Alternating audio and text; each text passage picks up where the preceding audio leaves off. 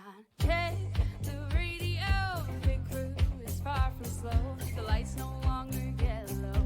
Ready, steady, go. Crank it up. Oh, it's racing. Crank it up. Oh, it's racing. Crank it up. Oh, it's racing. Crank it up. Oh, it's racing. In love with the ride. Burning rubber smells real nice. Fuel it up once or twice. Come on, fast is the way to drive. Crowds all on their feet, not one bothered by the heat. Imagine them in the driver's seat. Checkered flag would be sweet. Crank it up. Oh, it's racing. Crank it up. Oh, it's racing. Crank it up. Oh, it's racing. Crank it up. Oh, it's racing. Everybody get ready. On your feet. Here we go. 3, 2, 1. Crank it up.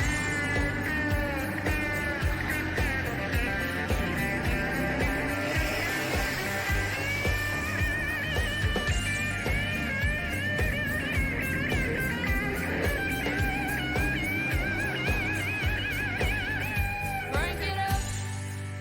Oh, it's racing. Crank it up. Oh, it's racing. Crank it up. Oh, it's racing. Crank it up. Oh, it's racing. Crank it up. Oh, it's racing. Crank it up. Oh, it's racing. Crank it up. Oh, it's racing. Crank it up. Oh, it's racing. Crank it up.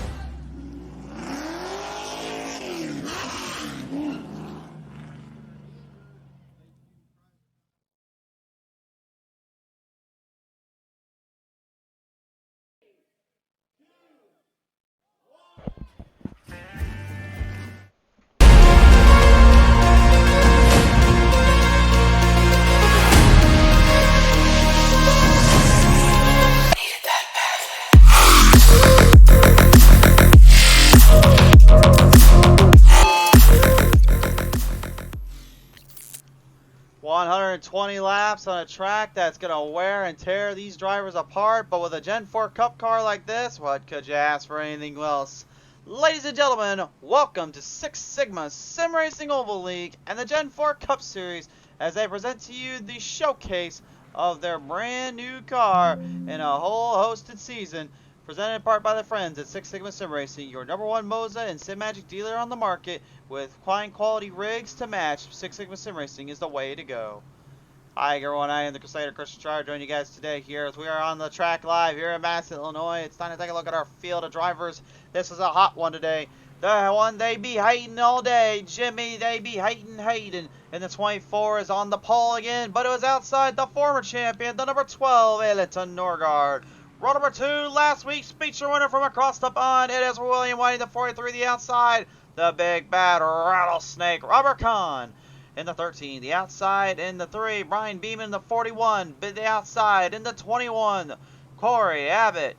Row number 4, in the 121, it is Logan Keaty, the outside. In the big 6, it's Parker Patrick Kelly. Row number 5, and the number 2, it'll be Austin Louder. And the outside, in the throttle, Chantel Bottle, Sheep Island sled number 5. Row number 6 is the 10 Chad Lancaster to the outside. The Old Oak, Jeff Oakes, and the number 22. Your final starters today, Pilots Row 7. In the 20, Andrew Hardcastle. The outside. In the 3, Arthur Clements. 14 heavy hitters ready to throw it down here in Madison, Illinois. Fans on their feet. Drivers preparing up for this one. This should be a good one.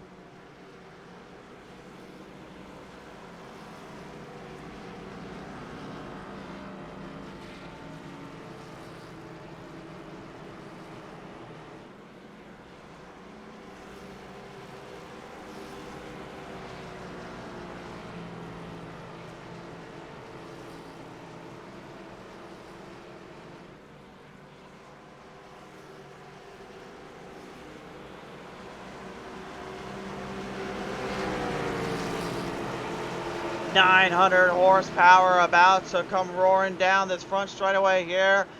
WTT Raceway, Gateway, get on your feet, Motorsports Park. It's time for the action to begin. 120 the distance for Six Sigma Super Silver League.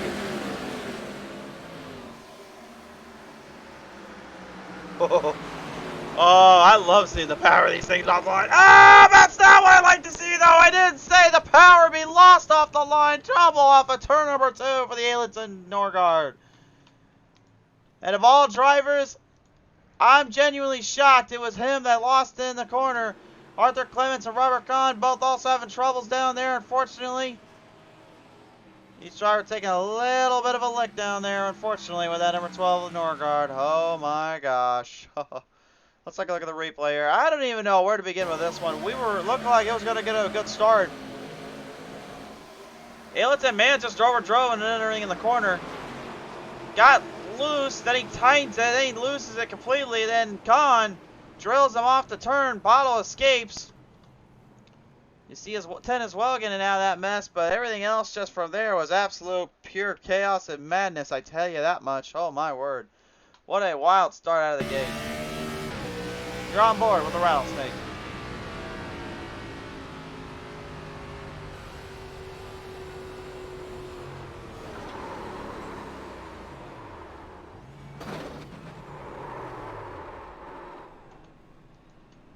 Well, I can tell you, he got clips there somewhere in the back. I think that might have been by Arthur Clements in the number 3 there. Not the start those drivers were wanting to see, especially not coming after that barn burner back in Charlotte. Again, it's early though. Let's not take any judgments here right now. Let's just let them take their time. Let them get the cobwebs out of their heads. Let them relax a little bit and then go on and focus from there.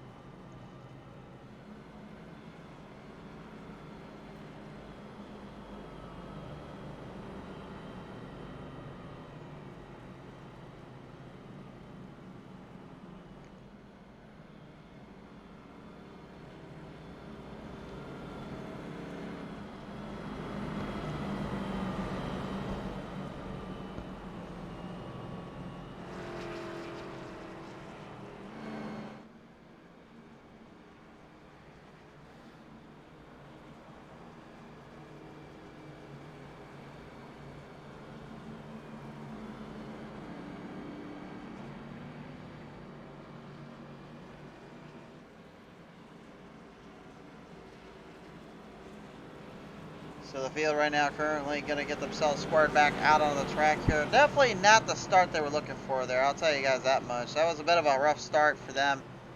I think a lot of it just had to do with just nerves and also the way the way the car was kicking out of them. Nevertheless, we refire them up a little bit. I do apologize as well if I'm a little quiet today. Currently, we've been working hard on some projects for the channel as well as some in real life stuff here on my end, so I apologize in advance if I'm not quite as talkative out of the gate or really as on the nose as I usually am. Been a long day, so I'm currently just trying to figure things out and trying to put everything together here on my end. Tomorrow night, of course, though, we do have the Pit Stall Race Series have a little showcase for us. They'll be coming to us live on the show. Can't wait to see them. We'll see what they do. Royal Van Ness says, go get him, Snake. A little love down there for the old Snake. Down from turn number 4 though. The Snake's got some work to do. Now the long straightaway yet again fires them off. Green flag back out.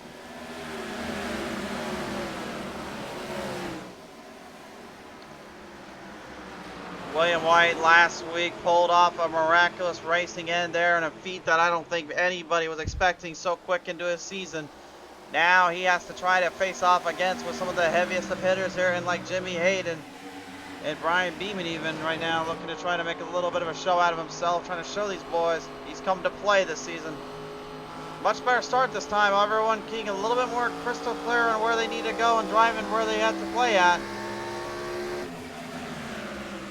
Oh yeah, by the way, the speeds these guys are hitting, they're hitting well over into 170 miles per hour territory. This is a mile and a third, by the way. This track, yeah, this track is not easy to clear up or get any good grip or ground off of. It's a flat banked end. It's a tough little track to roll off from. It's basically as tough as Darlington, just without the banking. So think of it like you need to make sure you're hitting your marks and your corners, and then from there, you're just hoping you don't get nudged out of the way eventually or taken from the straights. It's a really awesome track for Indy cars and also for the NASCAR Truck Series, and Xfinity Series as we've seen over the last couple of seasons. Sure hope they can continue on with that tradition and see if we can see more hard racing action that always follows. And also, you do not be alarmed, folks. Yes, there are 220s out there. Robert Kahn once again defiles me and just completely can't seem to shake his mind up in terms of choosing a number. He couldn't figure out Andrew Hardcastle had the 20 already, so you have 220s out there, so I apologize in advance.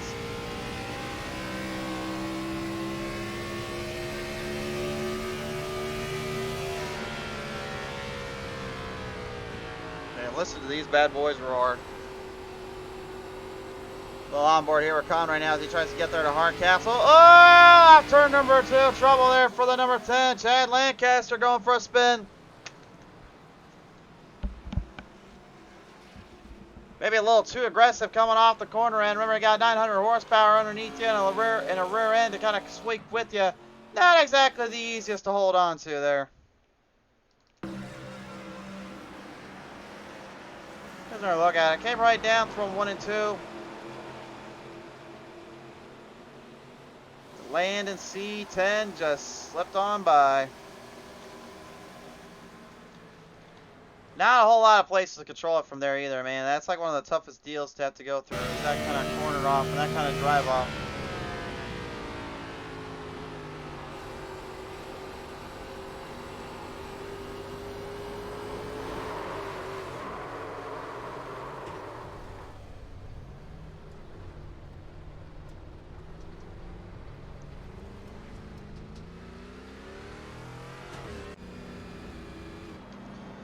Tough deal there, unfortunately.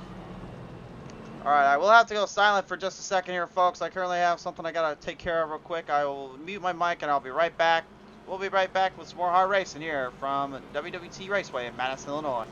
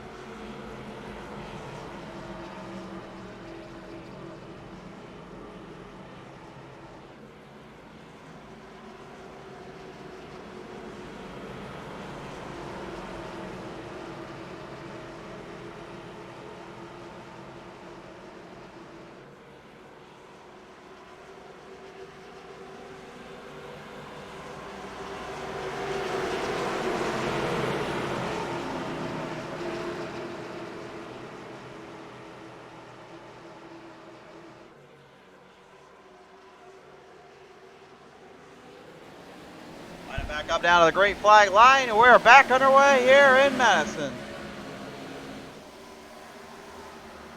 My apologies, and again, Vance, thank you for being patient with me there as I had to deal with that for a second. Alright, let's get back to it. So, 2 cautions so far. Drivers right now definitely a little bit weary of trying to drive too hard, too quick, but apparently they seem to be forgetting that rear end differential does not exactly hold up well when you got 900 horsepower underneath, so we'll see how now they fare. Again, when you got a car this loose and much power like that, it makes the racing that much more tricky, but in my opinion, it makes a heck of a lot more fun. The speed, the endurance, the level of control, the amount of relevancy and everything you deal with just makes it that much more complicated to really take around and tinker with. And William White seems to be figuring that out right away here. Last week's feature winner backing off a little bit early here.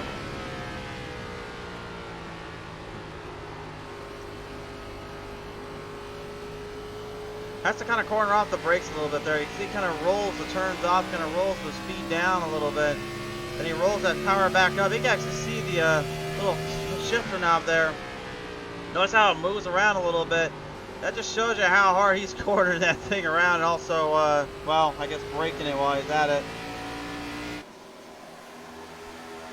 Nevertheless, they're all still trying to hunt down this guy right here, the number 24 Performance Alliance. This is Jimmy. They be hating Hayden. They say they be hating because he's winning a lot, and he is the defending season champion here. He took the title away from Ailton Norgard last season when they fought in the Next Gen Cup cars. Told me earlier today I will have no problems trying to figure out a Gen 4 Cup car versus what I dealt with in the Next Gen. It's kind of in my wheelhouse. And speaking in a wheelhouse, Will wheeling and dealing as Chantel Pottle takes that 121 of Logan Key straight to the fight.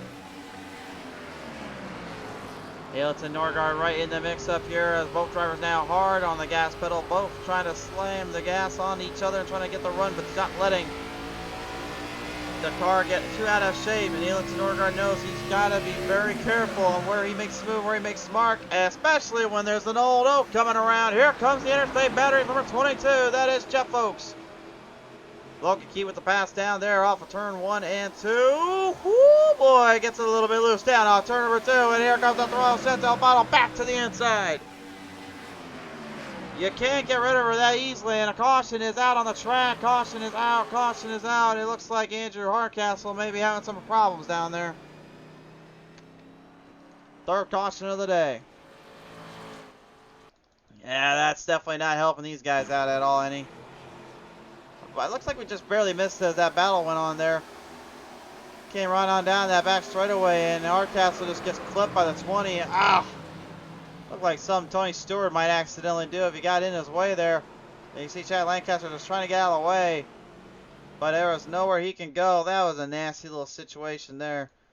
Remember, these drivers only get one fast spare too, so damaging that car up like that certainly doesn't help their cause any. And I wonder, did Robert Kahn take any damage from it as well?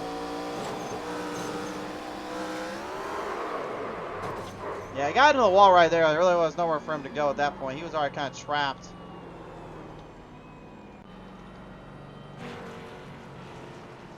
Kahn is having to go into pit road now, so it looks like he's going to have to clear up some damage there. That was a tough break there for these guys. You know, I kind of wonder too, at this point, are we going to be able to get any of these guys to finish up this first part of the race? Like, oh my word. This looks like an absolute fight out for everybody right now. They're struggling to just get past the parts, get past the deals, and get past the drive here and see where they can take from here.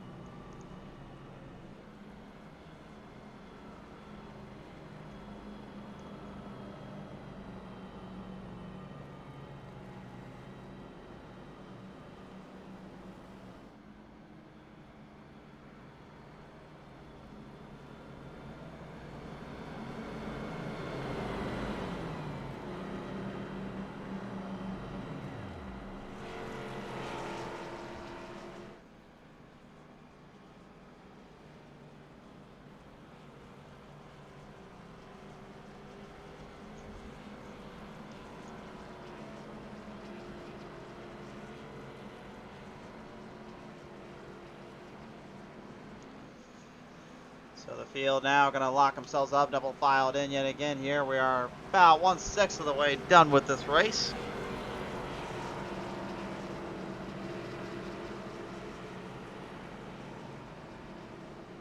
Yeah, if they don't get this figured out too, man, they're going to have a lot of issues here. Running this kind of line out and running down anything, because they're going to need to start picking paces up. They're going to need to start controlling themselves. Maybe a little too much wear and tear will do you in here. They need to be careful about that.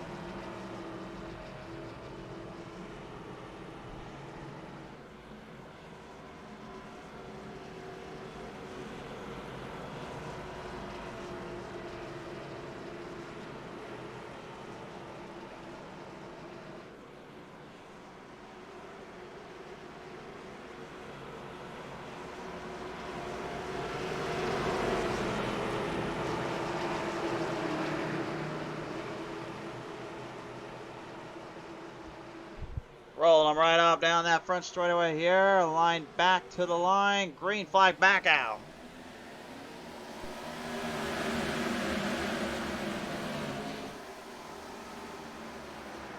Oh, look at Corey Abbott right out of the turn, right into the playing field. Oh, almost getting a little bit of Hayden there right off that turn as well. I think he was trying to scare Hayden a little bit to make a mistake right on that move. Believe me, it works every now and then, but I usually use it in a street stock or a super late model or even the late models there occasionally. But I never think to try to use it with these bad boys. Not on my worst night.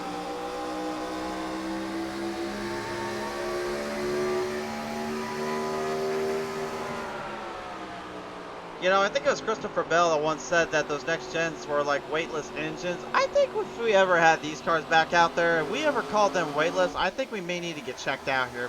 These things are far from that, man. The power and speed that they command at presence is just absolutely crazy to believe and just insane to just even dream or mesmerize how hard it is to hold that car online, to hold that through the turns and just kind of rip it around each angle, each spot. And then again, when you have stuff like this happen where all of a sudden one wrong move and you're literally looser than you're looser and in the trouble zone. The Rattlesnake, Robert Kahn, looking to bridge that gap a little bit, not get himself in the trouble zone anymore. Oh, almost gets kind of wrapped around a little bit. It's Hardcastle again. It's down in the grass. Clement's going to go by him. They're going to keep it green. Hardcastle yet again just can't seem to get this car figured out nor get out of his own way in this case. Jimmy, they be Hayden right now, currently leading it out with Corey Abbott, the number 21, still locked on the mark, trying to get to him there through the corners. Oh, and Abbott now, look at this, getting really tight off the corners as well. I did not think, honestly, it'd be this hard for him to control that line, but man, I think I might have to rethought this process a little bit. It seems though it's a lot harder than it looks. I mean, I did say at the top of the hour that with the way these drivers are going to have to maneuver around this track, the no banking there for Charlotte Moore Speedway to this flat-ended track kind of treats itself more towards like a Darlington into a New Hampshire Moore Speedway. You have to basically find a way to master the two turns and then have to figure out how to get at least a good set on the other two. And then you got to try to figure out how to keep the car from getting loose off those exits, because the exits are what killed these drivers a bit. We saw what Norgard did earlier, and he got himself wrapped up in the middle part there, and that's what got him in trouble.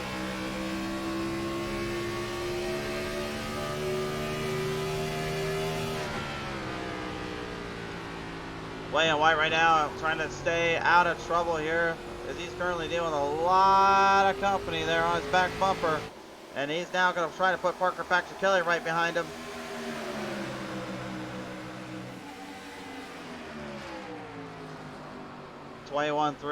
The 23-1 Simware.com, Landon C43 moving the chains ahead of the Miller Lite, number 6. Not a highlight, but it's the Miller Lite. Got a little Dodge paint scheme going on there. I'm pretty sure that's Ryan Newman / Kurt Busch schemes there, I believe, if I remember right. If I am wrong, feel free to give me in the comments section, but I know also Rusty Wallace was driving a scheme like that too with that kind of style, so.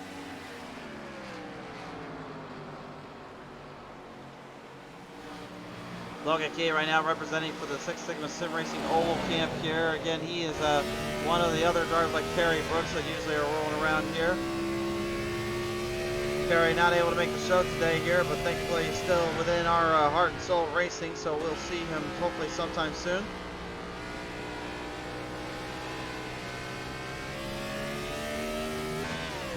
One thing that's really making them loose in the corners too, you're noticing it right there, is the fact that they're having to shift off those exits, so it really makes the car get even more upset with the driver, because the fact is you're going from a lower RPM to then a higher RPM, which then gets the engine to kind of reset and restructure the back half of it, giving the driver a lot less time for mistakes and a lot more room to build speed up from. Just like you see right there, entering that turn. To DeWalt, number 2 of Austin Louder. He gets a little louder, and he throws one at Logan Key. His Key makes the mistake again through 2. Gives the 2 the spot, and then loses in 2. Now he might lose 2 positions up. What is this deal with the number 2 today, it seems?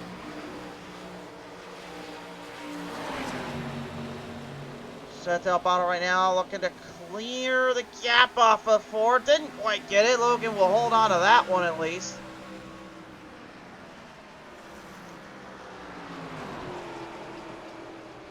And Paddle again coming off a third place finish on the Pit Stall Racing Monday night in the Pit Stall Monday Night Series on Tuesday night, managing to clip up some serious speed and momentum. She's currently right now in a bit of a heated dogfight with me and many other drivers, including Robert Warren's out there, which again I highly recommend go and check out the Pit Stall Monday Night Series. They run on the Monday nights. We get the show on the Tuesday nights. You won't want to miss it, guys. It's a fun time, and it's a great show to watch. Yeah, they think right now, too, these drivers right now, the way they're playing it out, they're just thinking, well, right now, currently, I'm leading or I am charging, and I hope I catch myself on camera. I've always said, you want to get caught on camera? Simple. Just do stuff like this. Norgard. Drop, puts the hammer to the inside of the number 6 of Parker Patrick Ellie. Huge runoff down to the corners and down to the playing fields here. Norgard right now trying, and I mean trying, to somehow breach himself back into this here. Kelly looking to probably try to get himself a little bit more squared away. It's Corey Abbott, Brian Beeman, and William White all hunt down with Norgard the top 5, the man in the big 24. The way he's driving right now, you probably would have been forgiven if you thought that was Jeff Gordon racing that thing out there.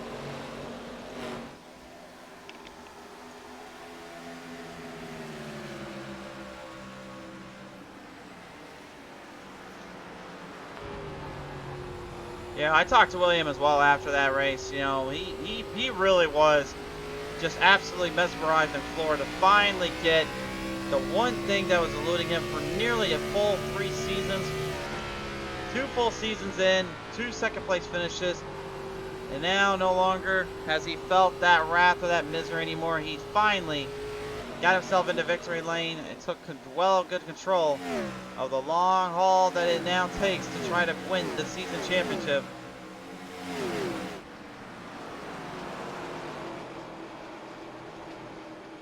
Abbott right now currently looks like he might be giving up a little bit of speed to Beeman here. It looks like every now and then he does kind of get some time off from him. But it seems though Beeman is hanging in there to a good extent, so that could fall in either way. Either category-wise, these drivers know they got to really be patient here. Be clever on the tactic, be clever on the approach. Don't let the other get the better of you. I've said it once, I'll say it again. There are so many things in racing that make it that much more incredibly hard and incredibly infuriating to have to work around.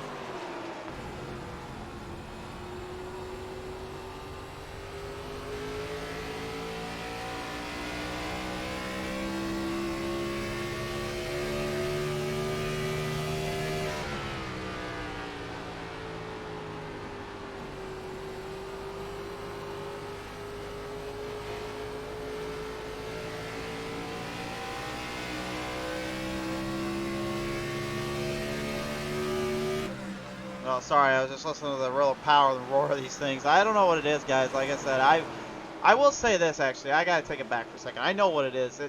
And I get on this might sound a little bit nostalgic. I know I probably get into a bit of a rant here, but I started watching racing in NASCAR at least when it was back at the 2007 Daytona 500. That was the first full race I remember watching, and I just remember seeing like cars like the 20, seeing cars like the 5 Kyle Busch, Kurt Busch, and 2 at the time, and seeing just many other greats that would realize like longer now, like they're retiring, they're starting to get to that age where they can't really race as hard as they used to or as much as they did. But there was one thing I remember distinctly about that race itself, and that was literally coming to the finish with that incredible side-by-side battle for the win with Harvick and Mark Martin at the Daytona 500 of all things. And that's when I started to realize like how important and how precious racing is and how awesome it was to watch and how crazy it could be just even see. After that, I kind of just started watching it really a lot longer and more time when I can be at my great-grandparents' places. We were watching it during our little kind of a little bit of a February get-together. But I always just distinctly remember hearing the roar of those cars as they came screaming down the straights and down to that front in that last lap where they just went side by side with them roaring as loud as they could. It was just something mesmerizing. I'm telling you, I don't know if you guys get that too. Maybe it's just me.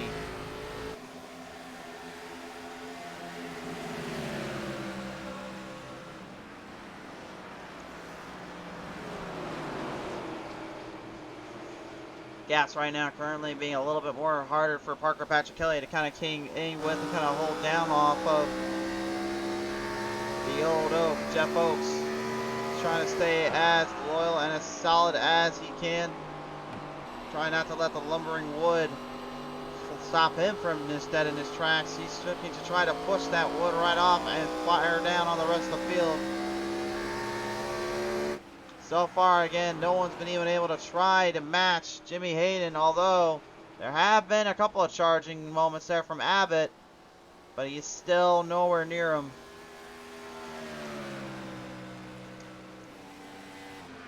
But I'll say this again, Jimmy Hayden, last time out, he did the same thing, did the same strategy. He didn't win that one out. Charlotte Motor Speedway, that would go to William White. It's Jimmy Hayden currently got it dialed in and got it set up to where he can last out and get this precious kind of run set up for himself. Looks like right now, anyway, the answer is yes. But you still got a full race ahead of you. Still got a good 80 laps left to shoot down and run it down.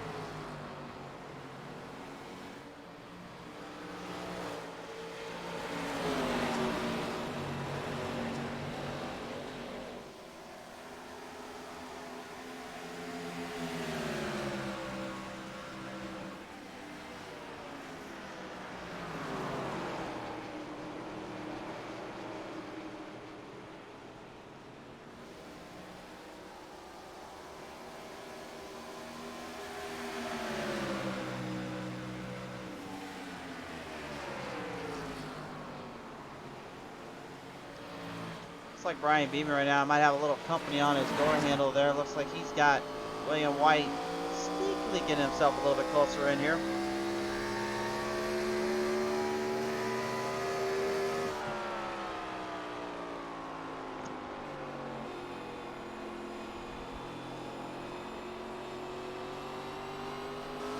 Back of the pack right now, you can see also a little bit of a war going on down there as the rattlesnake Robert Kahn has gotten around Parker Kelly and the old Oak Jeff Oaks. Parker, he's going to pit road, the sixth quickly entering in, intervening, trying to get the car to stabilize itself That's a really tight patch, so I'd have to work around in that turn.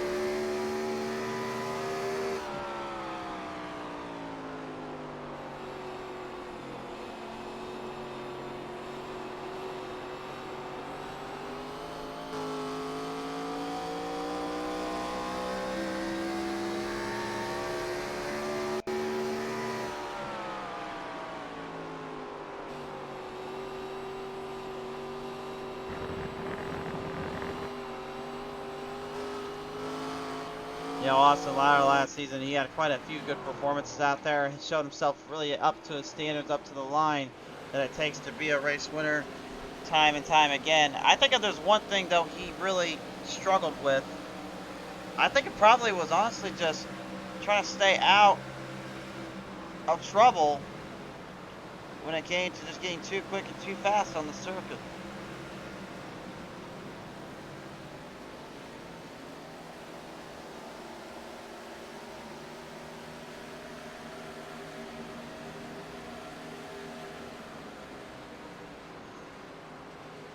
These guys right now, looks like things may be starting to pick up a little bit. Beeman opened the door up for White. White, yet again, this is exactly what he did at Charlotte. He just started to tick away on his time. He started to pick away the drivers.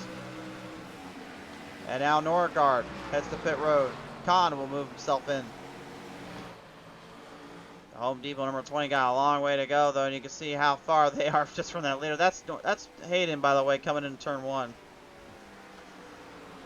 That's how far he's really been ahead of this field and how far he's been keeping up. But again, when you deal with a 900 horsepower engine block, that doesn't mean you can exactly run away from other drivers. If you make the slightest mistake, if you just get out of line the least bit, somebody's going to come after you. Somebody's going to take control of this race, and you're going to be really in for a ride.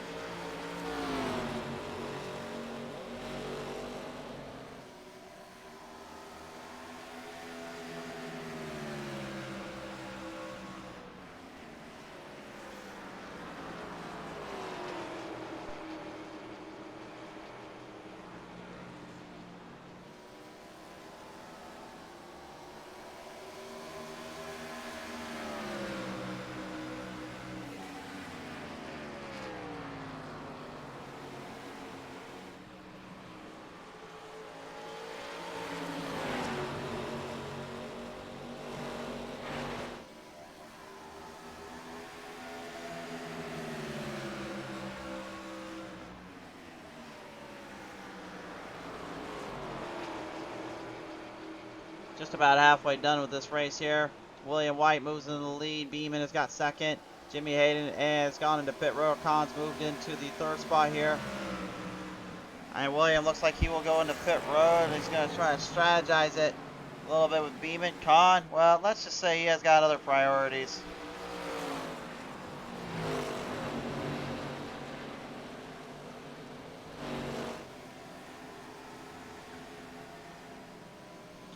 If they don't seem too worried about trying to go to pit road right now, that usually means they've already got themselves up for a later run here.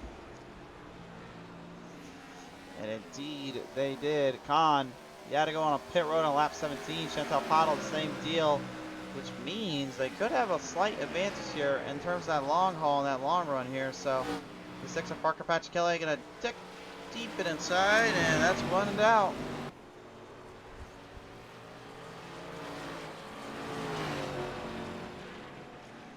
Look around. Oh, look out down there, the old Oak. Jeff Oaks getting clipped by Logan Key in the 121 right off of turn 4. And whatever strategy these guys had just got completely thrown out the window. Oh, boy. That was not what anybody wanted to know or wanted to see. That would not look good. Let's take a look at the replay. Oh, man. Well, try to see if we can figure out what the heck happened here. Okay, Oaks went into pit road here. What did Logan Key get into him, or did he slip out? Oh no, Jeff Oaks slipped up. They slipped right into the 121. I don't know if that was just bad timing on the 22 and he just overdrove it, or maybe he just literally lost power on the right side there. Either way, that is a huge mistake there. Logan was trying to just get himself in a decent position here. Let's see if we can watch this.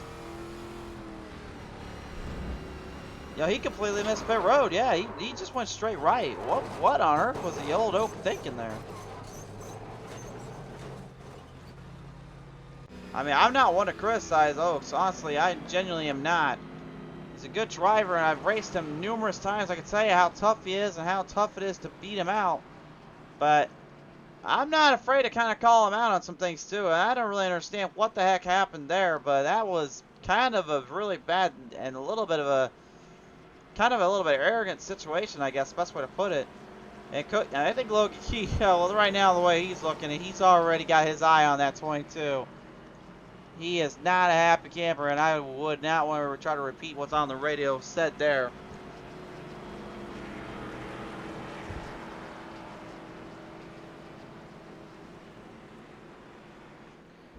All I can say is it's a good thing I do not have a microphone on these guys right now, and now they got to go to pit road too. It's like just pouring salt on the open wound, or literally putting oil on the fire. Like, you just know that it's not going to end well.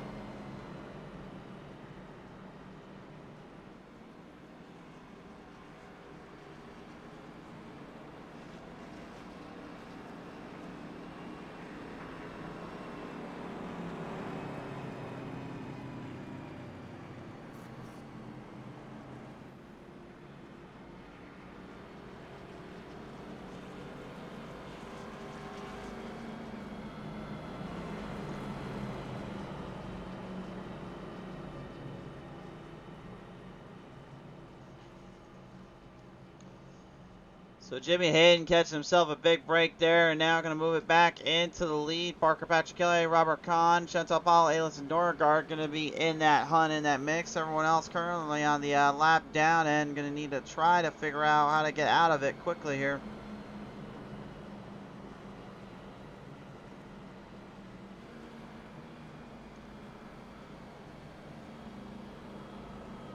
Yeah, a bit of a wild little situation, guys. I'm not really sure what exactly went wrong there or what happened, but either way, definitely not what they wanted to see, nor what they wanted to deal with there.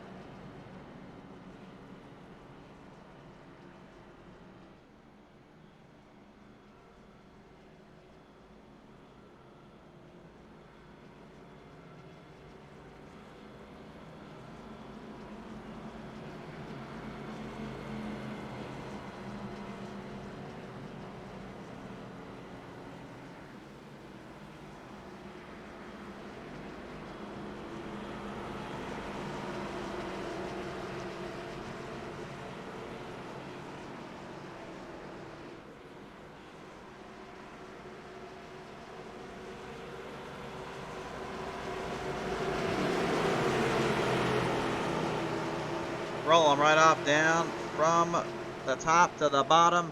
Back into the drive here. Jimmy Davey, Hayden looking to try to get this field back in place and back on the run. Green flag back on out.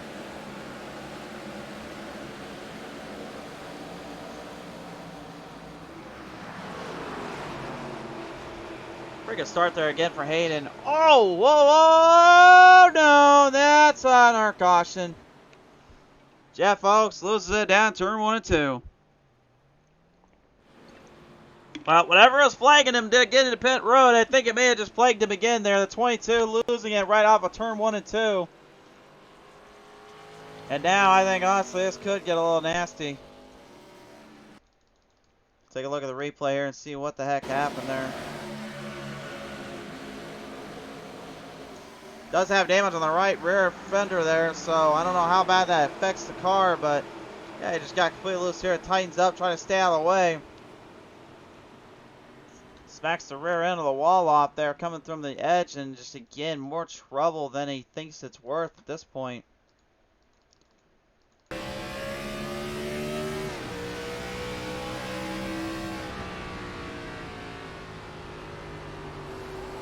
Could have been the cold tires out of the gate. He was trying to drive it off from it.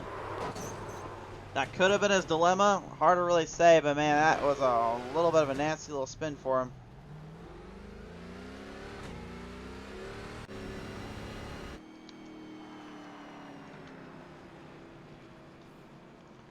And he'll put it back down in pit road here, so that will pretty much kind of set us down into the halfway point.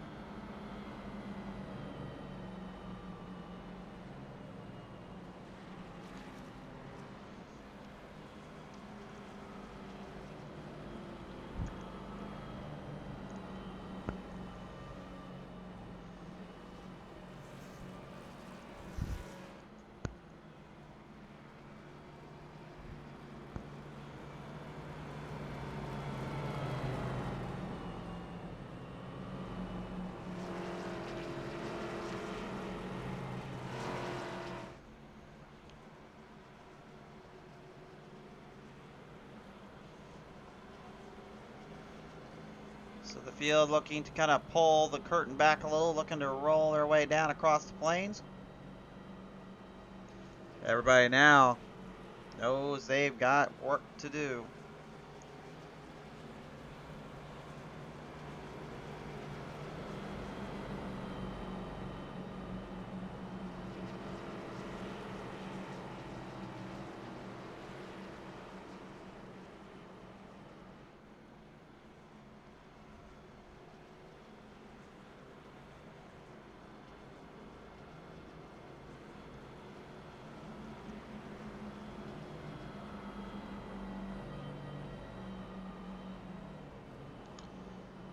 Field of guys right now, I gotta believe, probably just so enamored and feeling the absolute effects of craziness and hard racing that follows when you mix in this kind of speed, this kind of endurance.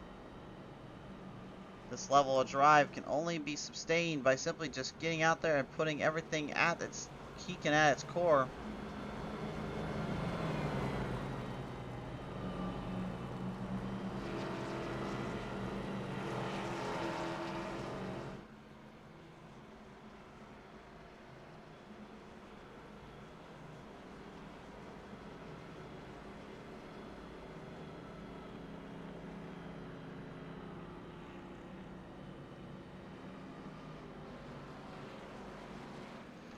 So here we go now. We're going to get them roll it up right onto the track here.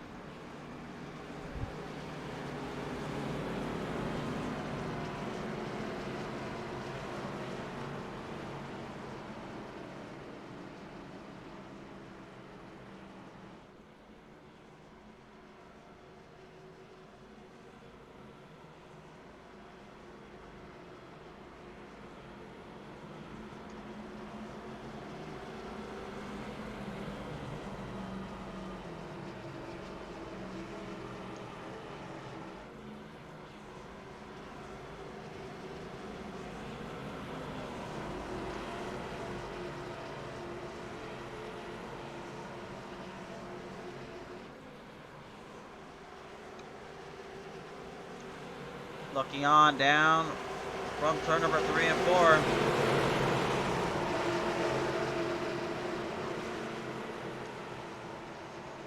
All run and all fight this time by. Let's get him back to that green flag. Dropping it off here at the front straightaway, and we're back at it. The Six Sigma Racing Oval League is up and running.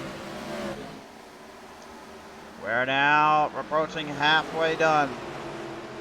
And another good start for Hayden and Kelly. Kelly got to get that turn 2 down in. Gets a good turn off. Chad Lancaster stuck in a 3 wide. Salute. Backs out of both. William White now looking to try to get right back there at Brian Beeman as Beeman holds his line down. Kelly. Look at this. He's got a line. He's got a run. And the seam seems to be closing off on Davey Hayden. Jimmy Hayden.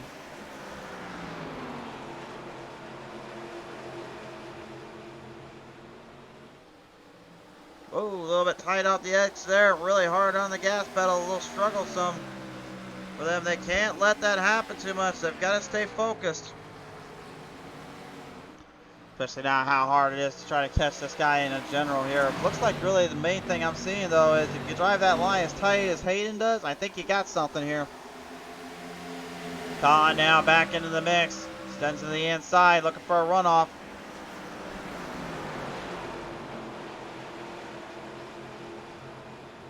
Looking not to get flabbergasted in the entries and into the turns. Keeping his game plan up, trying to stay one out.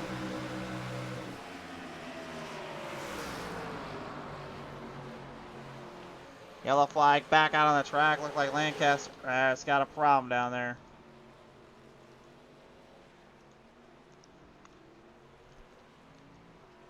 Quite a lot more cautions than we had last week, folks.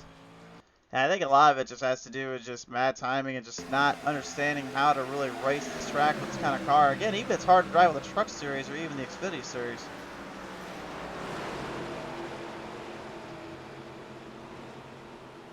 Just slipped right up there, and Hardcastle and Logan Key just kind of plowed him there. Not a whole lot he can do. I mean, really, where was he supposed to go in that one?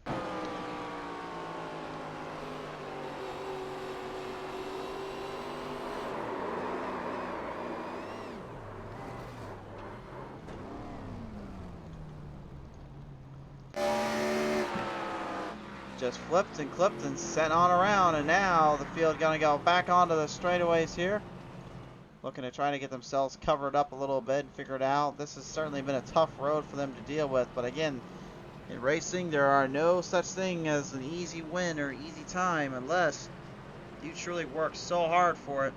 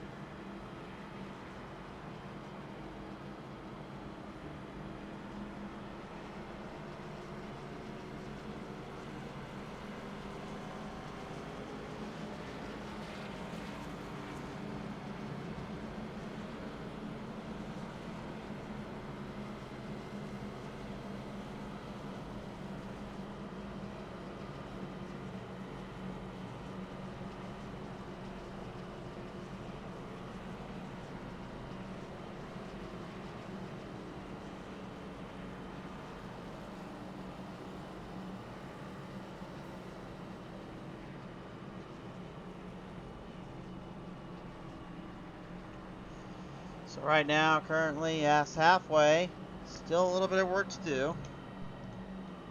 Each driver at this point just knows they've got to keep themselves well in the regards and well in position. You know, watch where they drive it from here. It's not a whole lot we can talk with right now. Only Con and Pottle, but Con has kind of told me not to talk with him right now. And Pottle, she's always said she didn't really want to talk that much on the radio, so we won't be listening to them very much in this case. We'll just kind of leave them be and let them race.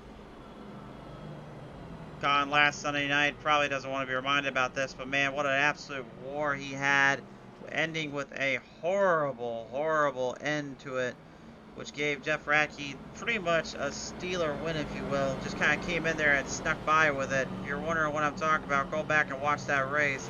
One of my better calls and one of my favorite calls there to run down with.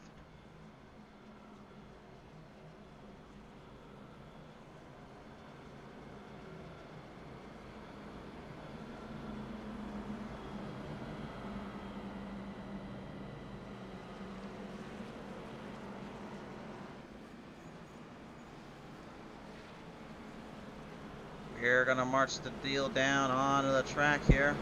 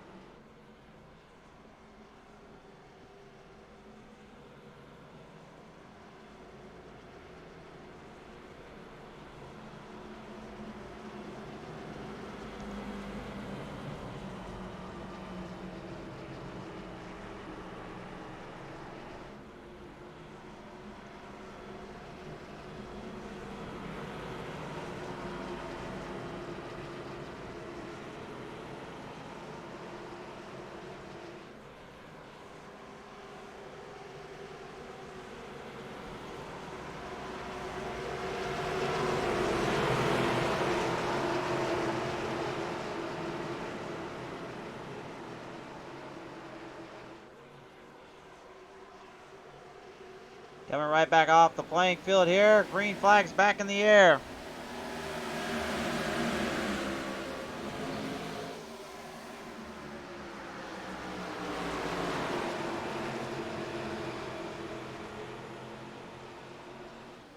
Chantal Pottle moving in the third spot, looking for the second run, looking for a second leg up. She gets a good run off down that back straightaway here. Parker Patrick Kelly right now just trying to avoid any issues. Oh, like that back there, Norgard, bam! Right into the wall off of turn 3 and 4, the caution and bruise. Oh, a nasty little pile up there on off of turn 4 there, 5-6 cars involved. Whoa. And yet again, another ordeal happening on the track here. We're going to the blimp cam here.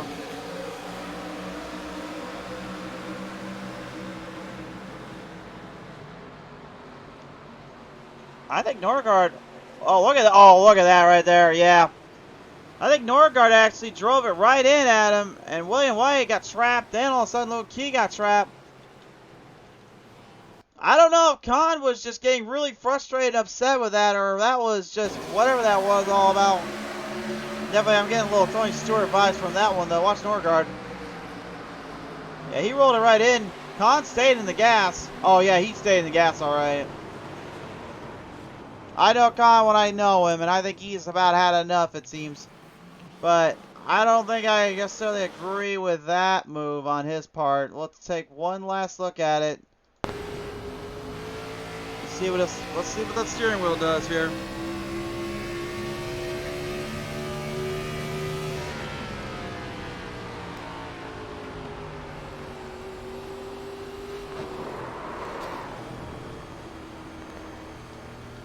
I don't know, you guys be the judge, but to me it looked like he was pretty well acquainted to do what he was needing to do there.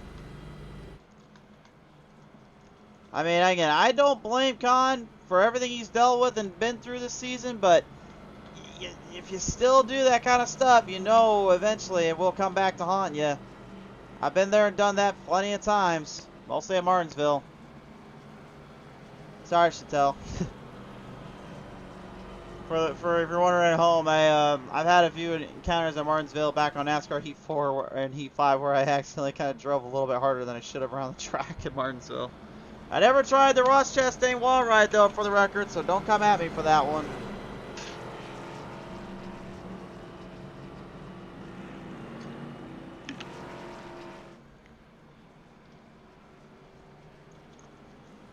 Well, right now they're going to score Khan as still your third place driver. I don't know how Ailton Norgard is going to feel about that one. At this point, I don't think he really cares.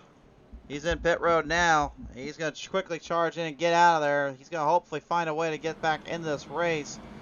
Jimmy, they be hating right now. Currently, probably be not hating the fact that they have not been able to get a good green flag running in quite some time.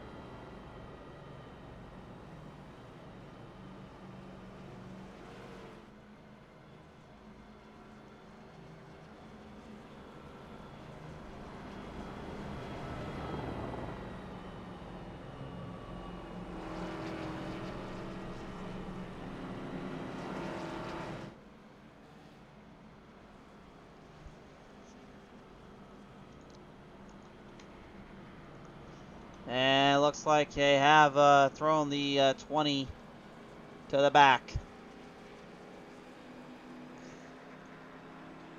Khan, I don't think too appreciative of it, but again, there's really not much he can do about it.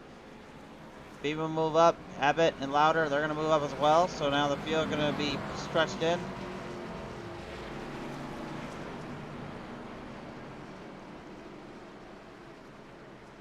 And these guys right now cannot be any less consumed or let alone ready to hold down for the drive here.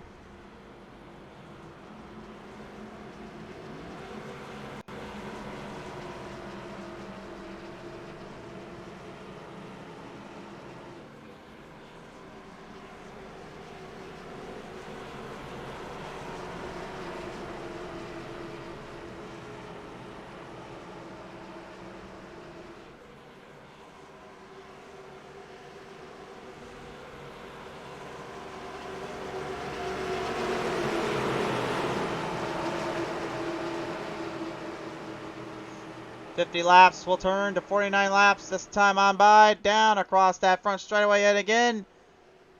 What happens from here? We're just going to go with the flow. Green's back out.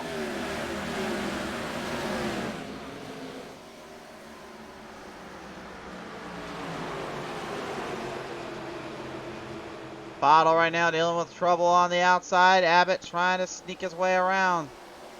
Everybody remains clean off that.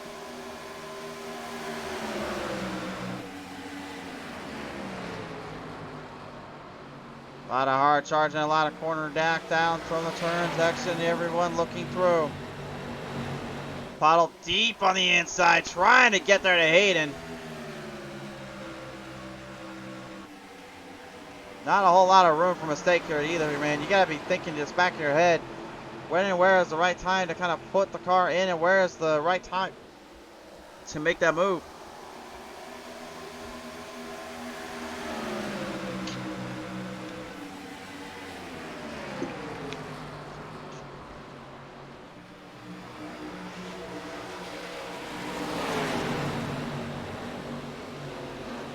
Rolling it back on around out turn number 4 here. William White going to go head to head here with Logan Key. Key gonna back down for a minute. Norgard back up into the pack here a little bit too.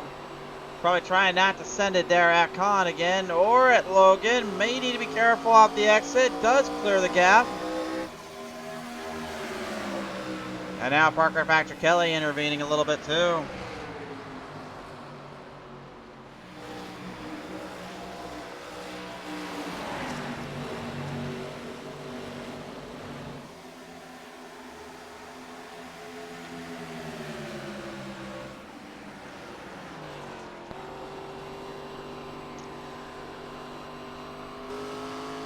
Yeah, the more we go, the longer it takes, the more fight it straggles around. And now it seems like more than ever, the tire wear is starting to be a bit of a factor here. As some drivers fade in quick and some kind of stick to the pace.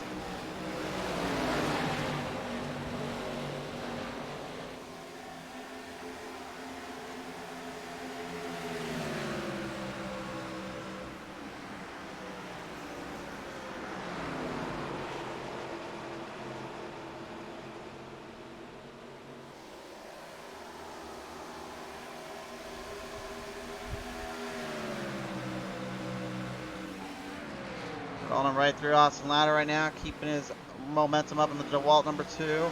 22, Jeff Oaks keeping a little bit of the ground clearance, a little bit of the ride off after his troubles he's dealing with earlier. He's still having some problems down there though.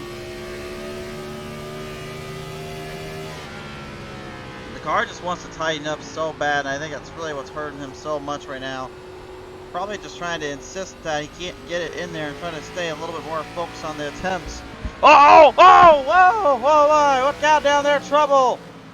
Trouble down off the back straightaway. Chantel Bottle involved. It looked like maybe saw Arthur Clements or one of them in there too. Brian Beeman's one of them in this case. Just when you think it couldn't get any worse.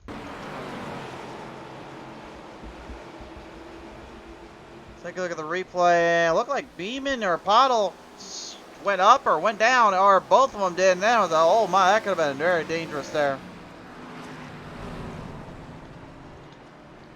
Very scary situation there, unfortunately. We'll take it to our chopper cam here and see if we can get a better inside view on that one. Yeah, Beeman just drove right up on the 5. And then the 5, well, I mean, really couldn't do much about it at that point. Drive right up, and then next thing you know, took him right back down. And damage on the front of the nose. That will need to be getting fixed here. What's up right there for Chantel Bottle? Man, it's just...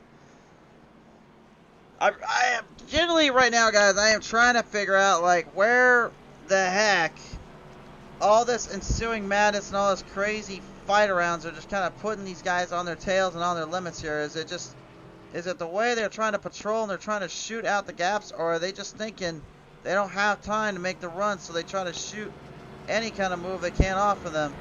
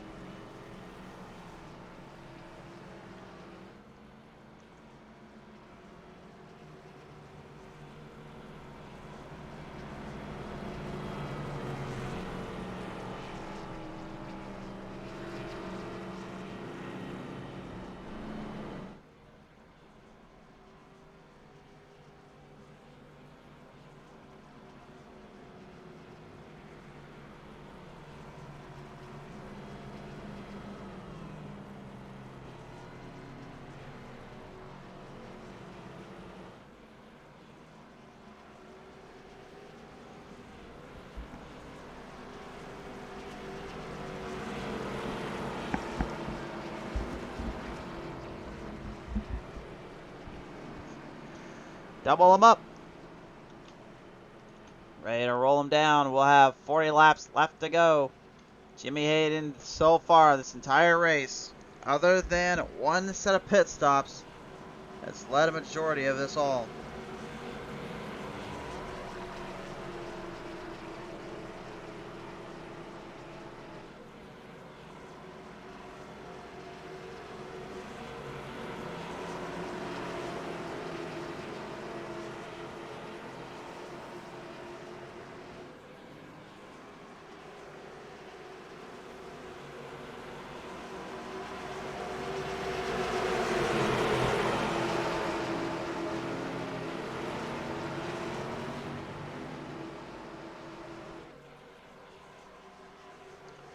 Running them back off, down from the plane. Green flag, charge them up again. Some drivers not even able to get off the line, it looked like there. At this point, they're just trying to be as conservative as they can. They tore up a lot of cars today. Rolling them right through right now. Hayden getting away again. Abbott, Louder, and Oaks trying to get through him. my opinion, though, they are being way too aggressive, packing up that stack there and trying to lock up the gas pedal as hard as they are just to get a run there.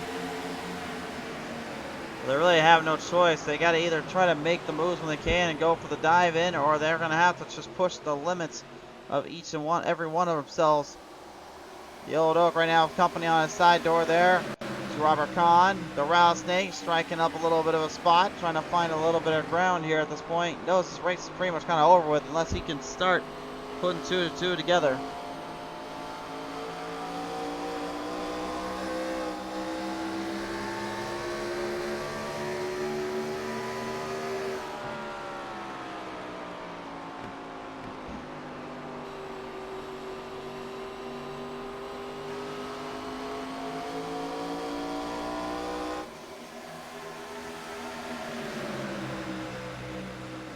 The power and the momentum right now patrolling through. Austin Louder still in that hunt. Norgard way wide, and look who's right on his inside.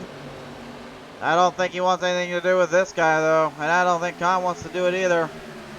I think I'm getting kind of the old smoke vibes from Con right now, the way he's feeling with that car behind him.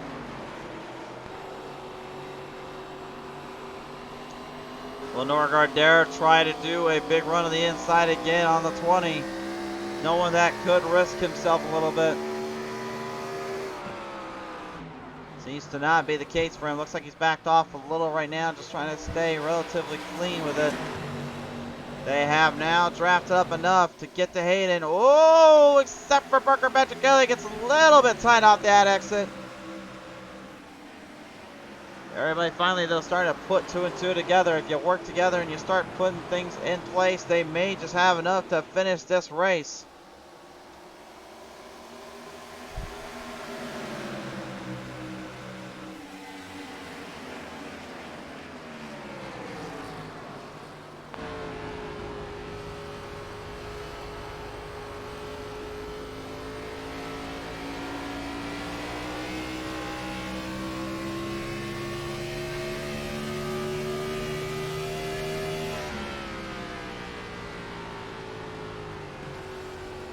Hey, look at Hardcastle. He's looking to slam that brake down, not wanting to try to get into William White or Jeff Oakes for that matter.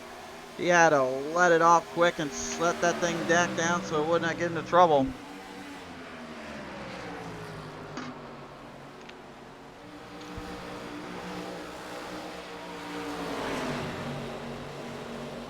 The field stacking up a little bit in that second spot. Abbott, Louder, and Kahn, all of them having a different little say in what they want to do and where they want to play it out at. I know obviously they want to try to get to Hayden, but man, when you're racing like this now you're just kind of putting yourself into a bit of a dark web here, if you will. And when that spider's web starts to kind of wrap itself around you, then you are really having yourself a time and a half figuring this out.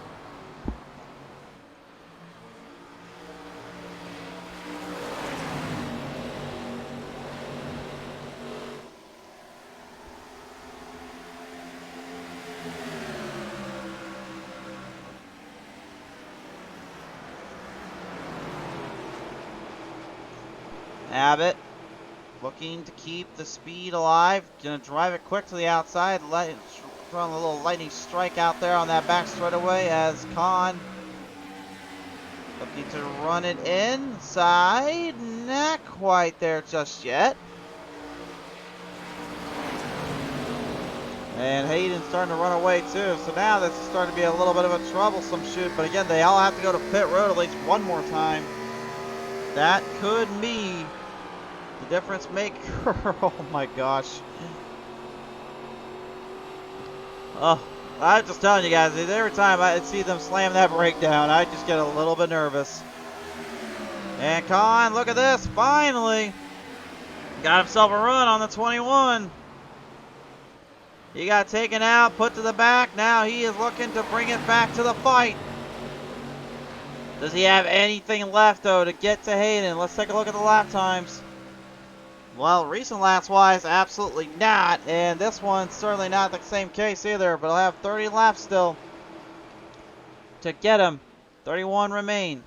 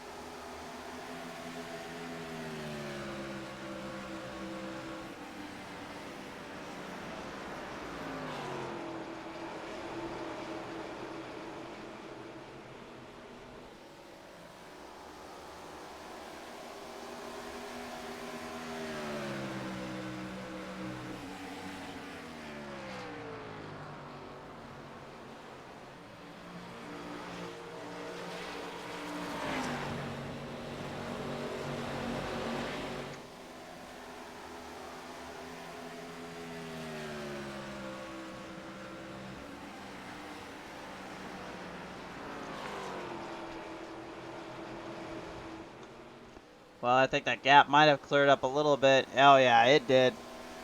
That's a lot of time there that Hayden just lost. And he is now starting to see that's going to be a little bit more troublesome here.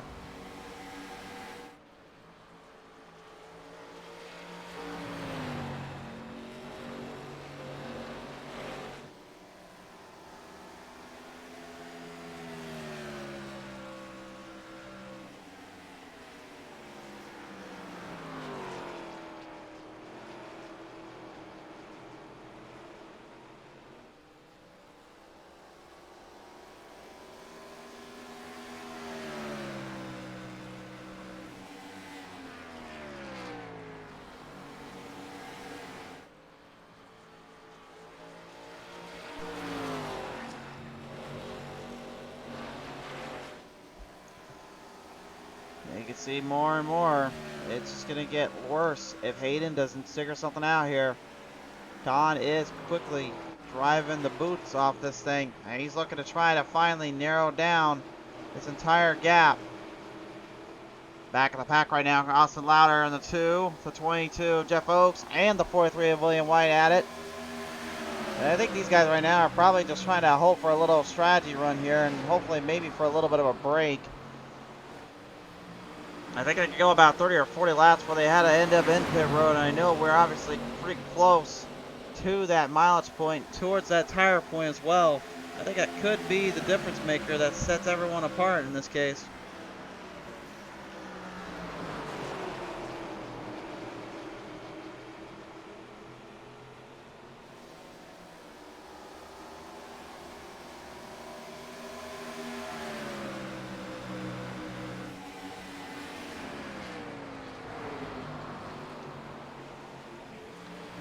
Rolling them right around right at the moment here. So far, so good still. For the 43 of White, Austin Louder in the 2, and the 6 of Parker Patrick Kelly, the 20 of Andrew Hardcastle. Perhaps trying to kind of steer his way into this field. And Hardcastle as well. He's been pretty inconsistent all day, but when he gets good, he gets good. And this is right now what he's needing to do here.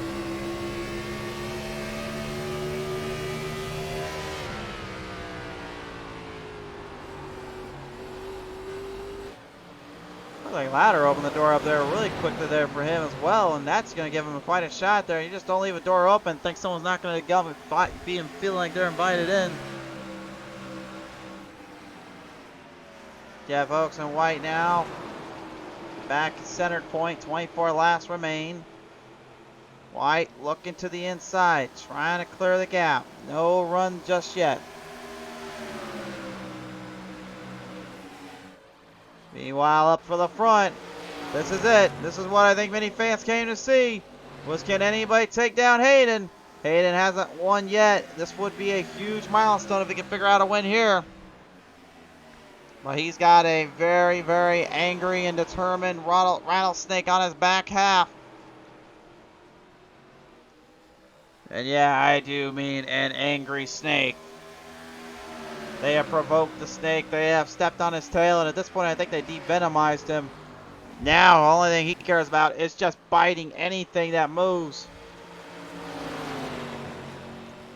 You just don't do that to a snake like him. Con, 22 laps left. Down that front straightaway here. Hayden's trying to narrow down the gap, bridge him off. Looking to keep him away.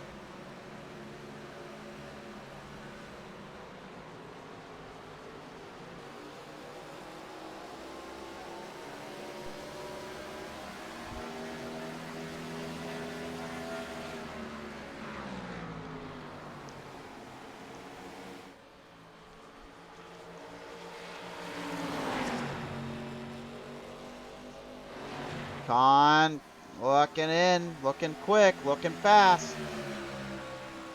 He's just right. He's right there, man. Like, that's the thing. He's right on Hayden. He just can't find the angle or the corner to pass him on. But I think at the same time, he doesn't want to try to do what Norgard did to him, and that is just go full send. At least not yet, anyway. Hey, if you're Jimmy Hayden too right now, what's your thought process like? How the heck do I get this guy off my tail now? Or how the heck is he even anywhere near me? Meanwhile, Corey Abbott and Alan Norgard down there Seeing them having a quick little battle there. It was Surgeon from Norgard. He jumps it ahead of Abbott as Abbott lost a little bit in the turn. Jeff Oaks and William White starting to separate out a little further as well. So that gap is starting to brew off. Back to the inside. There goes Khan. And man, he's almost there. Oh, he's got to run. He's got to run. Hey, look at Hayden. Ooh, big block. Big jump to the blockade. Khan will not appreciate that too much, but Hayden has to go on defensive mode. He can't do anything about it. He's hoping for a break here. Hayden, though, man, he got very, very fortunate. He got him where he did. One wrong move, and he'd have been in trouble. And it looks like he's starting to get in trouble. You just can't throw too many blocks like that now. And there's the corner. There's the move. Hayden. Oh, he forced Khan to the very bottom of it. Trying to hang it there, but Hayden gets loose. Hayden's loose. Khan's your leader. The snake has struck, and he bit at the right time. 18 laps remain. Oh, my. Hayden now has to go back on offense. When was the last time we saw the 24 today go on offense? Now that I even think about it. He barely went on offense for that little bit where we had a pit strategy stint. Khan right now has been pretty much everywhere and anywhere you can think of in terms of just out of his shell and into the problematic territory. And now he is trying to continue to break free of this curse he's had on Pizza Race TV as of late. This will certainly help him out a bit.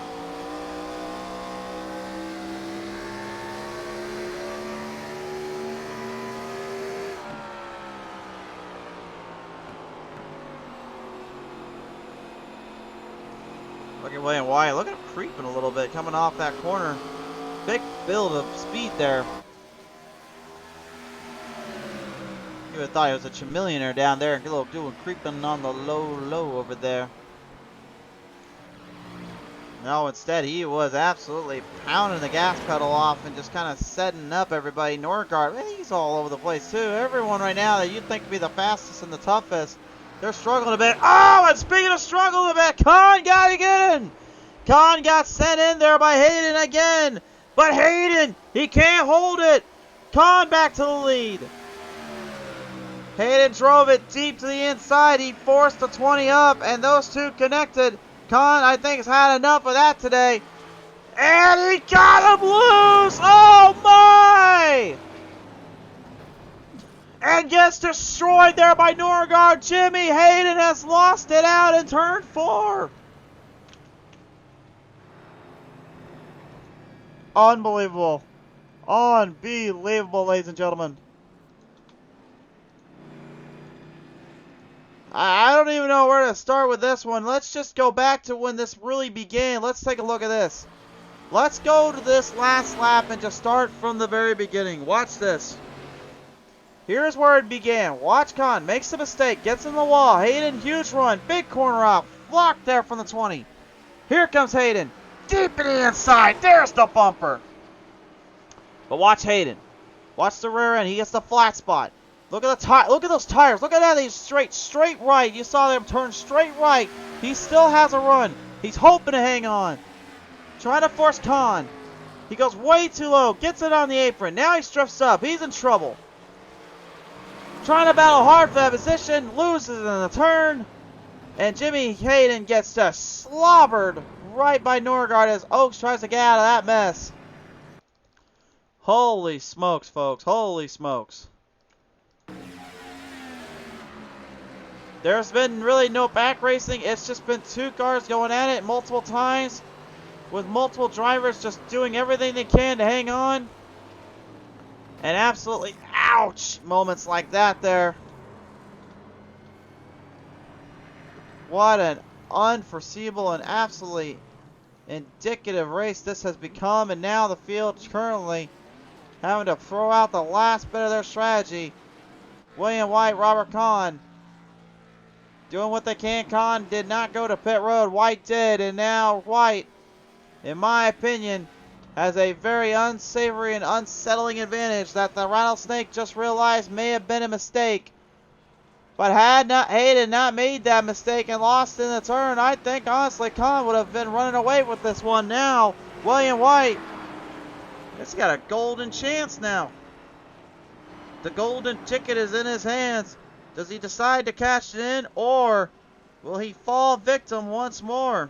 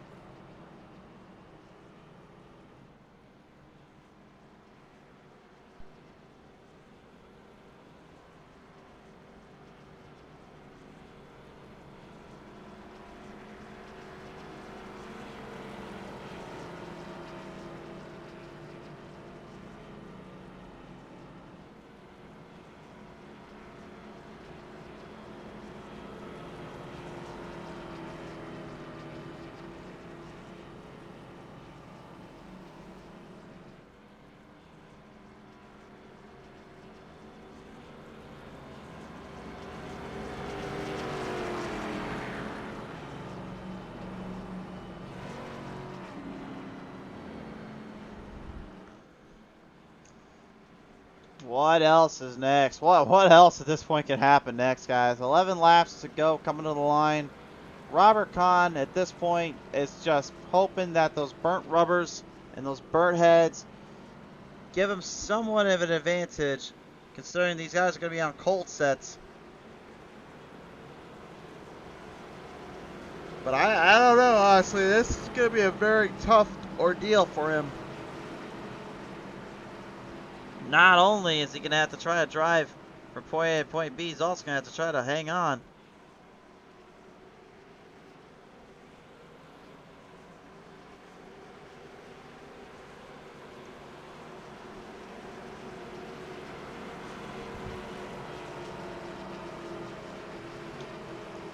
So here we go, 11 laps left remaining. This is do or die time.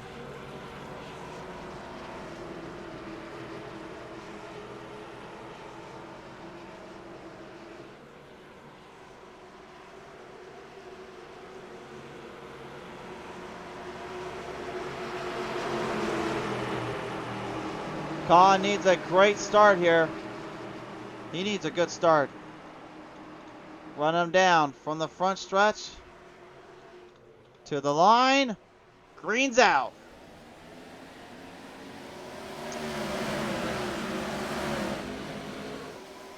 Everybody immediately ganging in there, trying to find the run. William White look at him in the inside. Can he hang it on? Kahn trying to fight him. Jimmy Hayden, who's literally just pushing through traffic like they're sitting still. Parker Kelly looking to try to block him from going any further. And Parker does get the run, forces Hayden up on the outside. That's where he got trapped last time. It slowed him down a little. William White right in there. Kahn trying to stick to it. 10 laps to go. What on earth will happen next? Williams going down low. He threw the block on the 6, and now the run to the 20. Can he get him through 2? This man 2 seasons ago would only dream of moments like this. Now he's got a chance as we get to a caution. The 3 wide salute can't clear it out. Logan Key has got a problem. Oh, are you kidding me? Oh. Are you kidding me? Oh my goodness. Kahn will lead it still to the line. William White didn't have enough time there. Logan and Jeff. Meeting of the minds. Logan just, oh no, watch out. Oh, thank goodness. Didn't quite get into anybody there. Well, I take it back. Lost it in the turn. Wow. Oh my goodness.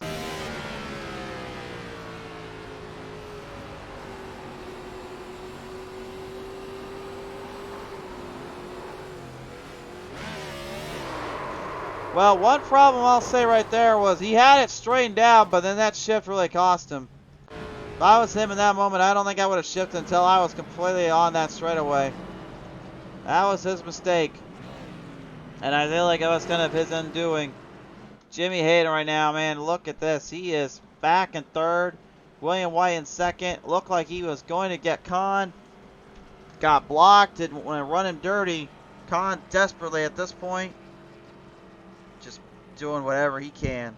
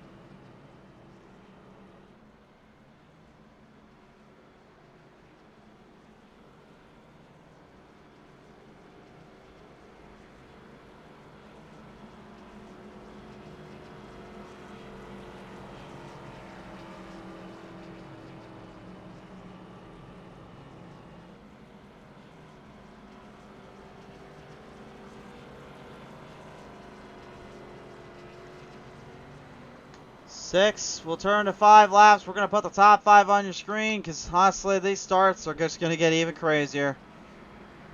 I don't know what Khan's thinking. I don't even want to know what he's probably planning. All I can say is, at this point, he knows he is in for a rough ride and probably for a treat.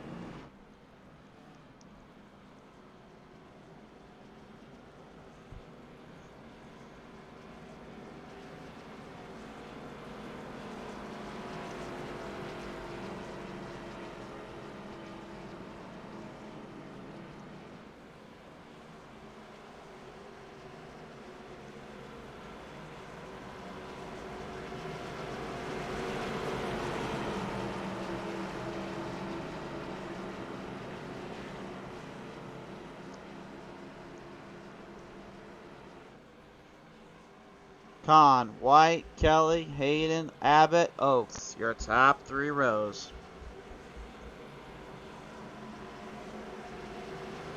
Getting some goosebumps here in the booth, guys. I think we're in for something crazy here. Can William White do the unthinkable and go back-to-back? Will Khan finally strike it big? Jimmy Hayden literally made a big mistake that got the caution out, but now it seems to be working in his favor.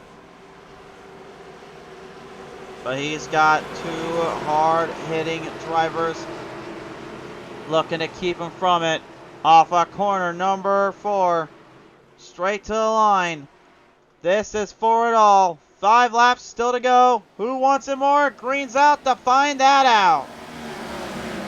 And look at Hayden. He's immediately going to the inside. He's going to try to shoot for it. He can't get there. Had to back off early. William White going to try now to gap him up. That was a big risk. And it's trouble again. No, are you kidding? Oh, my goodness. Are you kidding me? Chad Lancaster off of turn number 2. Losing it in the turn. And the number 10, unfortunately, just couldn't quite get out of that one.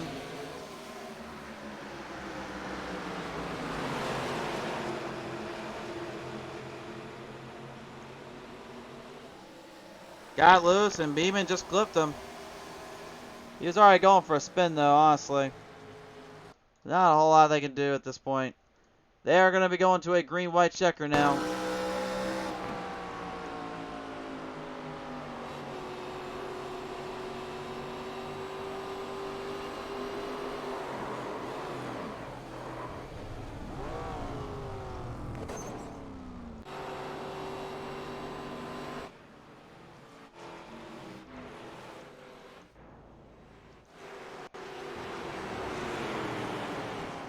I mean, at this point, what else could possibly happen? I really don't know anymore, guys. I just don't know. What else could possibly happen at this point?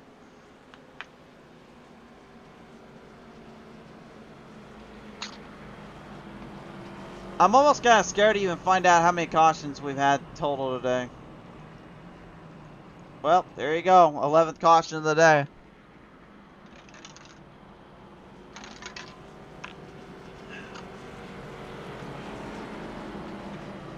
A green-white checkered attempt is in order.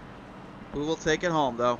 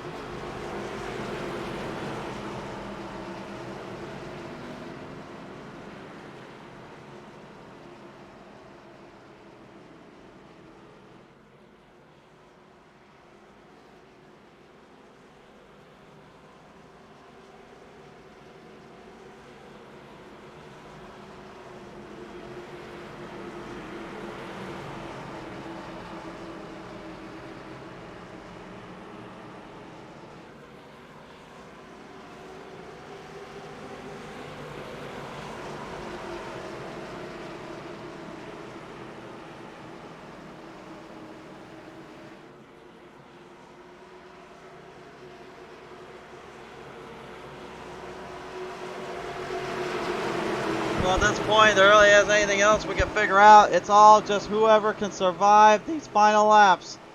Off the distance from turn 4, Khan is going to have his hands full and his work cut out for him. Here we go. Hayden's going to get an advantage on White. Look at White, though. He throws it at the 24th. They're side by side. Hard charge. Oh, no. Parker Patrick Kelly clipped him off the turn, and Jimmy Hayden goes for a ride, and Parker sent to the outhouse. Oh, my. Oh, my goodness. And that means one more green-white checker attempt coming up. This could get ugly here, guys. Look at this. Watch White. Look at him. He just sent it right in. He didn't barely even touch him.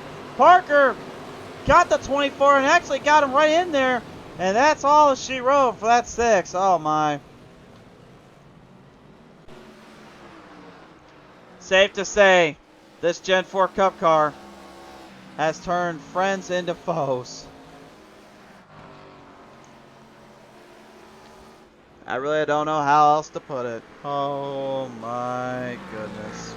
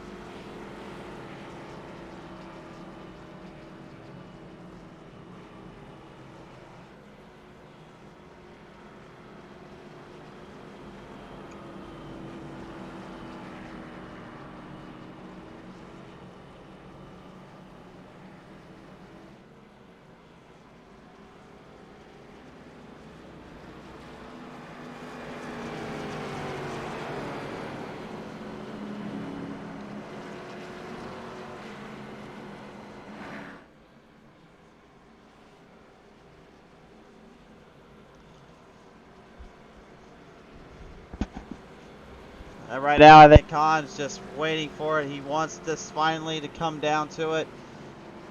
If another caution comes out, this is over. No matter what the heck happens from there, it's over with.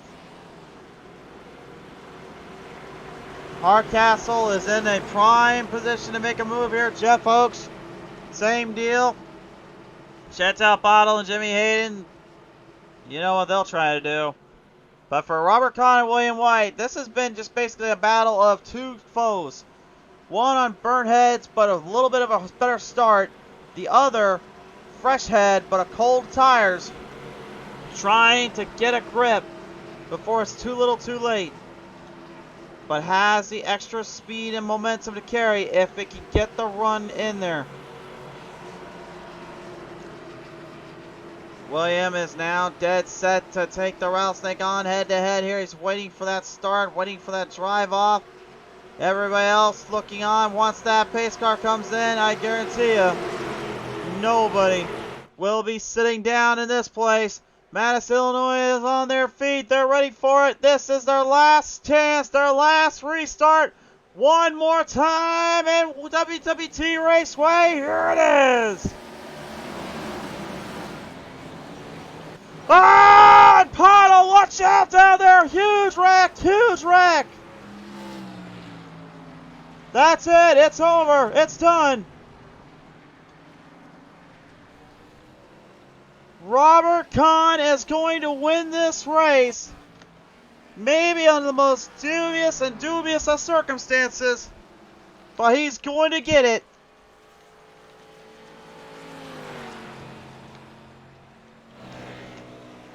Last Sunday, he got the shaft. This time, he catches the break.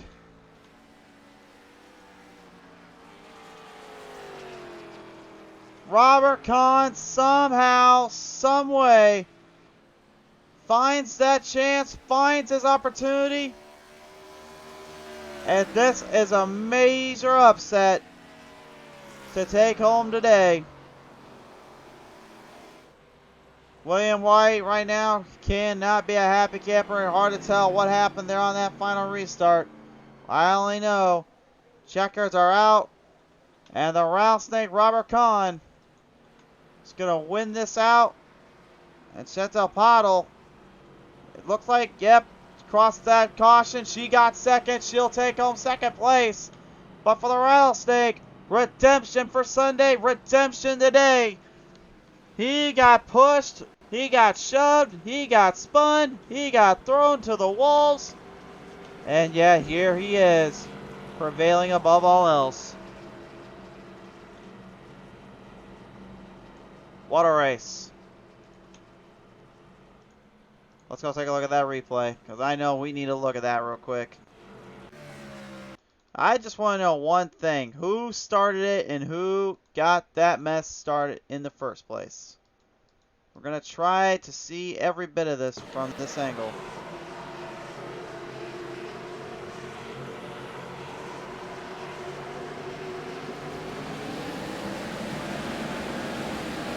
Oh my. Andrew Hardcastle just could not get it straight. There's the caution at the point. The 5 was in second. At that point, she was just trying to hold on.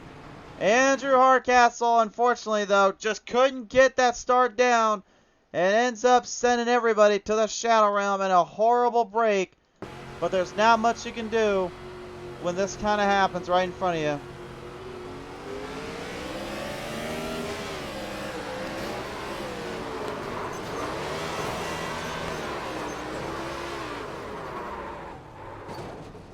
Just a horrible misshift.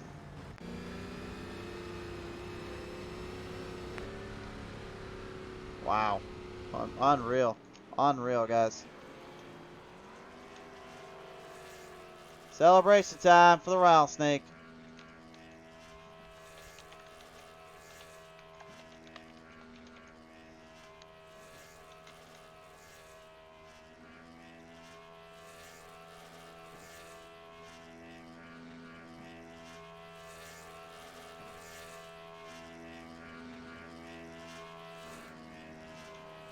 I think he'll go till that motor blows. Your winner today after that one is Robert Kahn. Chantel Battle goes home second. Jimmy Hayden goes third. Logan Key going fourth. Brian Beeman fifth. Austin Ladder sixth. Arthur Clements seventh. Parker Patrick Kelly eighth. Aylin Norgard ninth. 10th. Corey Abbott. What a day. It was not pretty. It was chaotic. And at points, it was downright crazy. But at the end of it all, that's how this one plays out. Jimmy Hayden will take home third today. Here he'll be a third place finisher. We'll see if he joins us here in the mic section here. We haven't heard a word from him just yet here, but we do know the throttle Chantel Pottle is down here with us now. She is out of the car and probably reeling from those effects there she faced in just a minute ago. She joins us now here at second place finisher today. Chantel, congratulations taking it home for second. And man, it seemed like everything that could have gone wrong for everyone else did, but you managed to find one little gap, you squeezed by, and managed to just take this one home. Yeah, for sure. So I'll ask this as well real quick. I know obviously this track was giving you a lot of headaches, and you got a few headaches from some of these drivers too, but really, what was kind of the hard part just to even try to get this car to hang on with this kind of a track and this kind of speeds? Just throttle control and just be careful who you're around. Anybody want to thank you for the second place finish? Just everyone at PTM Racing TV for putting on this show. For sure there. Congratulations, Chantel, bringing it home for second place today. Thanks. I've told you guys she was a woman of few words. She just does more of her talking on the track. Well, nevertheless, your race winner today at the Rattlesnake, Robert Kahn, getting some redemption here. And Kahn, well, as I just said a little while ago, you've been pushed, you've been shoved, you've been scratched, you've been clawed, you've been spun, you've been thrown, and at some points even they just dive bombed you. But you're the one that's on top today, sir. Yeah, man, it's been a long time coming. This race was tough. I mean, it was a lot of aggressive driving, and um, I was on old tires there at the end, and I was lucky enough I saved quite a bit. So happy to get a win. It's been a while. Yeah, been a while indeed. I know, obviously, I talked about this already to you, but you had last Sunday the horrible break and horrible loss there in the Truck Series. Was this kind of a redemption race for you to just make it back out here and show the boys that you were not playing around this time? Big time, man. Anytime you lose coming out of turn four in the last lap, that's no good. So so to get a win following that up is that's good. That's a good feeling. A good feeling indeed. Well, nevertheless, you are walking away on top. Who do you want to thank here for this one? Thank you. Thank PTM TV, uh, PTM Racing League, and everyone who's involved. Appreciate you guys. For sure there, Con. Congratulations taking it home to victory lane. Thank you, man. Robert Kahn takes one home for himself this time. Coming up third, though, today, ladies and gentlemen, is, of course, Jimmy Hayden. And Hayden, this was probably a hard one, I believe, to get through for you and your team here. But you threw everything you had to the wire. You did everything you could. Kahn sneaks by you. Then, all of a sudden, chaos ensues. You just had a little trouble there in turn 1 and 2, getting up to him. Then 3 and 4, all of a sudden, the car just didn't want to work with you anymore, did it? Yeah, man, I was just hard racing. Robert probably had a good 20 lap fresher tires than me, and I'm just trying to just work him so I could try to maintain the lead if a caution came out. And then, of course, I ended up screwing myself and being the caution. So thankfully, I didn't have to use my fast repair, and I got to use it that time around. And then, man, the whole rest of the race was just so frustrating. We had all these long green flag runs, and then right when I needed to have a 20 lap run to get back up front, it was just wreck after wreck after wreck, and then got caught up in one of them. I just got completely run over off of turn two when I had such a big run, and I probably would have got underneath Robert into turn three, but didn't get to go that far. So really, really, really frustrating. But I can't complain being third place after a race like that. But it's definitely probably the most frustrating race I've had in a while. Yeah, I gotta believe it probably was indeed here. If you could have done anything differently here, would there have been anything you would have tried to do in this case? I don't know. It probably would have. I don't know. I guess I should have pitted on the same lap Robert did. I think when he got involved in a wreck, it seemed like it seemed like at one point all the cars that got caught up in wrecks had the best strategy because of it. But um, I don't know. It was just frustrating being, playing catch up the whole time after leading the whole race. But I don't know what I could have done differently other than, predicting the future and trying to do things differently. But I don't know. Like I said, it's frustrating. Yeah, I gotta believe it indeed. Well, nevertheless, Hayden, I know obviously a little frustrating to be where you're at, but hey, still, podium's a podium, brother. Who do you want to thank for third place? I gotta thank Ben first of all for putting up with us tonight. He was dealing with a lot of BS in the chat and some questionable driving out there, but so he did a great job as always. Kept us as level-headed as possible while we were out there, and uh, thank you, Christian. You always put on a good show. I appreciate you doing this every week. Gotta thank the guys over at Abbott Motorsports. Corey, Leighton, Andrew, William. You know, Uh, I don't want to blame Andrew. He's just racing for the win, so stuff happens there, and it would have been our last shot at getting the dub, but it was all right. I can't hold it against him. He did a great job. For sure there. And yeah. Anyone else? Sorry. Oh no, sorry. I was just gonna say I'm gonna be at Watkins Glen this weekend taking some photos. So if you're interested in checking them out, check out Jimmy Hayden Photo. For sure there. Well, you guys heard it. If you're up down there in the Watkins Glen area, check them out. Nevertheless, Hayden, congratulations bringing it on home for a third place today, sir. Thank you, Christian. Jimmy Hayden, ladies and gentlemen, pouring it on and giving it his heart. Not quite enough today, though, in this case. Thanks again to Six Sigma Sim Racing here and everyone that tuned on in. Fans, it's been a wild show. We'll see you next time when the green flag flies.